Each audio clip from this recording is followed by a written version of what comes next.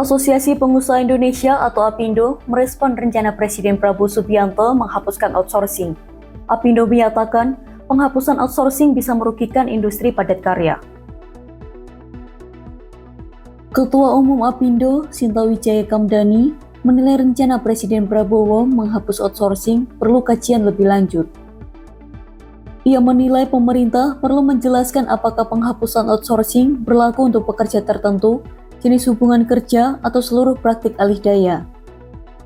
Selain itu, outsourcing juga merupakan bagian dari strategi bisnis global, bukan hanya soal ketenaga kerjaan. Sinta mengatakan banyak perusahaan besar menggunakan pekerja tetap untuk fungsi inti dan menyerahkan pekerjaan penunjang ke pihak ketiga, karena outsourcing menjaga fleksibilitas dan daya saing perusahaan di pasar global. Sinta mengingatkan bahwa penghapusan outsourcing bisa merugikan industri padat karya seperti manufaktur, logistik, dan jasa. Ia menyebut negara-negara ASEAN seperti Vietnam, Thailand, Malaysia, dan Filipina justru memperkuat sistem outsourcing mereka dengan tata kelola yang lebih baik. Sinta menyatakan Indonesia perlu memperbaiki praktik outsourcing, tapi tidak harus menghapus sepenuhnya. Sinta meminta kebijakan ketenaga kerjaan disesuaikan dengan praktik global dan mendukung daya saing nasional. Ia menyarankan pemerintah fokus pada perbaikan tata kelola, bukan penghapusan sistem.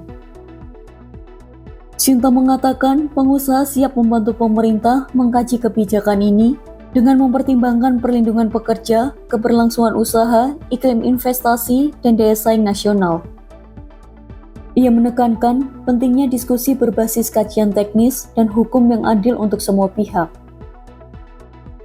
Sebelumnya, Presiden Prabowo Subianto menyatakan ingin menghapus outsourcing, namun langkah tersebut harus hati-hati demi mempertimbangkan kepentingan investasi.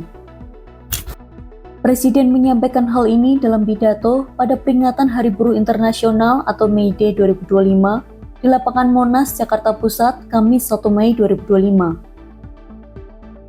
Prabowo menyatakan ingin menghapus outsourcing, tetapi juga harus realistis untuk menjaga kepentingan investor, karena tanpa investasi, pabrik tidak akan ada dan buruh tidak akan bekerja. Prabowo menegaskan perlindungan buruh dan jaminan bagi investor harus berjalan beriringan. Wakil Menteri Ketenagakerjaan Immanuel Ebenezer atau Noel menyatakan bahwa wacana penghapusan outsourcing masih dalam tahap kajian mendalam oleh pemerintah. Ia mengatakan ada aspek teknis yang rumit yang perlu dipelajari sebelum keputusan diambil. Saat ditanya tentang kemungkinan tuntutan buruh, Noel menegaskan bahwa keputusan akhir tetap berada di tangan Presiden Prabowo sebagai pengambil kebijakan eksekutif.